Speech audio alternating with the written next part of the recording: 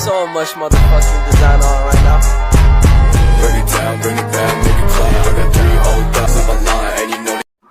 Today I will discuss the cases of the first one, that is Linear Corporation BHD scandal. Linear Corporation BHD Linear had been awarded a massive Rm 1.67 billion contract to the design and construct a district cooling plant registration zones in Tanjung Perak by Kelis-based company Global Investment Group. The project was known as the Kingdom. Linear's former director, Alan Rajendram, paid up Rm 36 million cash without board approval. About 6 months later, it was discovered that there was no evidence of any significant progress made on the execution of the contract, and no documented evidence to demonstrate the viability of the Dome project. In December 2009, Alan Rajendra was charged in the Session Court of authorizing the furnishing of a false statement to Bursa Malaysia. In the Linear Corporation BHD scandal, the corporate governance issue relate to the breach of trust by the company's senior management. Top management of the company, including the CEO and CFO, were found guilty of falsely inflating the company's revenue and profits, resulting in a massive scandal that had significant financial implications both for the company and its shareholders. The primary corporate governance issue in this case is the lack of accountability and transparency on the part of the senior management. The board of directors failed to monitor the actions of the senior management and also failed to implement adequate controls to prevent such fraudulent behavior.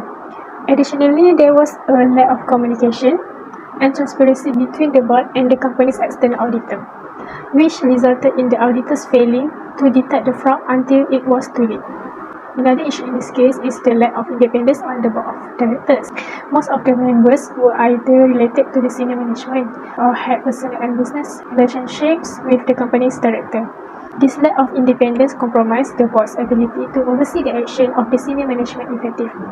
Conclusion: the corporate governance issue in the Linear Corporation BHD scandal is the failure of the board of directors to provide effective oversight and accountability of the senior management.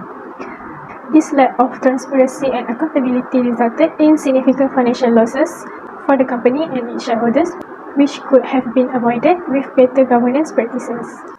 For number 2, if I were Alan, as a member of directors of Linear Corporation BHD, I would recommend the following best practices to promote good corporate governance. First is implement an effective corporate governance framework. That is, the company should establish an effective corporate governance framework, which include a code of conduct, policies, and procedures that outline the responsibilities, roles, and expectations of the board of directors and senior management. And the second is enhance board independence. The board of directors should comprise of independent directors who do not have any personal or business relationships with the company's management. An independent board can provide effective oversight over the management team's action and decision. And number 3 is improve risk management. The company should establish effective risk management mechanisms that enable early detection and mitigation of risk. The board of directors should regularly review the company's risk management framework. And fourth is enhance transparency and communication. The company should improve communication between the board of directors and other stakeholders, including shareholders, regulators, and external auditors. The board should provide transparency regarding the company's financial and strategic decisions. And number 5 is strengthen audit and risk committee.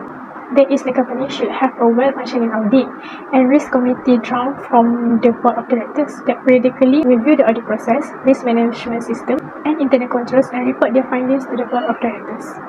First, just the way in which Islam Berhad Audit commits effort to make the best practice. First, lots of independence. An audit commits must be independent of the management and free from any conflict. If the commits include members who are not independent or not have personal or financial interest, this could interfere with their ability to perform their duties impartially. This may not be able to fulfill its role effectively. And second is insufficient expertise. An audit committee should have members who possess relevant expertise in accounting, finance, risk management, and other areas relevant to the company operation. And the third, inadequate communication. The committees should communicate regularly with management. the internal audit function and external auditor to ensure that they are aware to any risk of issue that may require extension. And in effective oversight, the committee should oversee the company final reporting process to ensure that it is accurate, transparent, and complies with applicable law and regulation. If there are any indication the Islam Berhad Audit Committees have failed to meet this best practice, it is important for the company to take corrective action to address the lapse. Failure do so could result in financial and reputational harm for the companies. Question 2 is, what is the audit committee responsible for overseeing the internal audit function? This is my reason.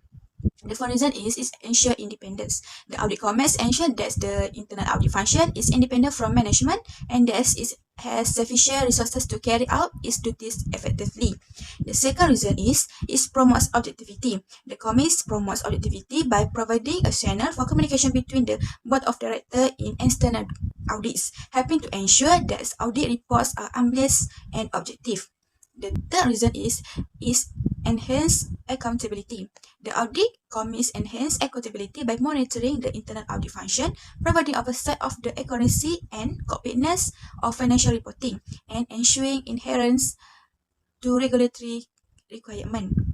The committee strengthens internal control by reviewing the internal audit function, plan and report, helping to identify weakness and the company control over remnants and recommending steps to improve their weakness. And the last reason is it support risk management. The audit committee support the risk.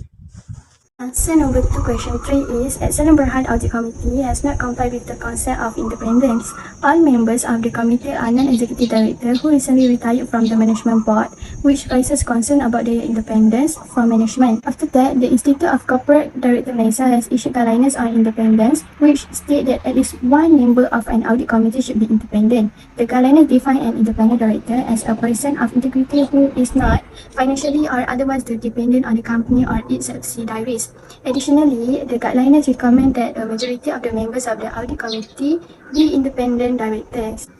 Furthermore, the fact that the external audit practice is run by the CEO and the audit committee chair statement about their excellent relationship raises additional concerns about the independence of the audit function. The external audit should be free from any potential conflict of interest and not have any direct or indirect financial or personal relationship with the company or its employee or its management. Last is the Islam Berhad has not complied with the concept of independence and corrective action should be taken to address these lapses. The audit committee should appoint at least one independent director and ensure that the external audit function is free from any conflict of interest. In the case of Liner Corporation Berhad, the scandal involved the company's failure to disclose material information to investors and its manipulation of financial statements. This breach of trust exemplifies an ethical dilemma where the company prioritized profit over transparency and honesty, which ultimately led to potential financial loss for investors. In terms of corporate governance, Liner Corporation Berhad failed to adhere to regulation and its actions suggest weak internal control, accountability and responsibility. The conclusion, in both cases, strong corporate social responsibility and governance policies could have prevented the ethical conflict and dilemma. These policies ensure a company's adherence to regulation and business standards while prioritizing ethical behavior that positively impacts stakeholder welfare. Ethical conflict and dilemma, corporate governance, and corporate social responsibility are essential consideration in the decision-making process of company. It is essential that companies have a proper process and principle in place to ensure that these factors are properly considered in their decision-making process.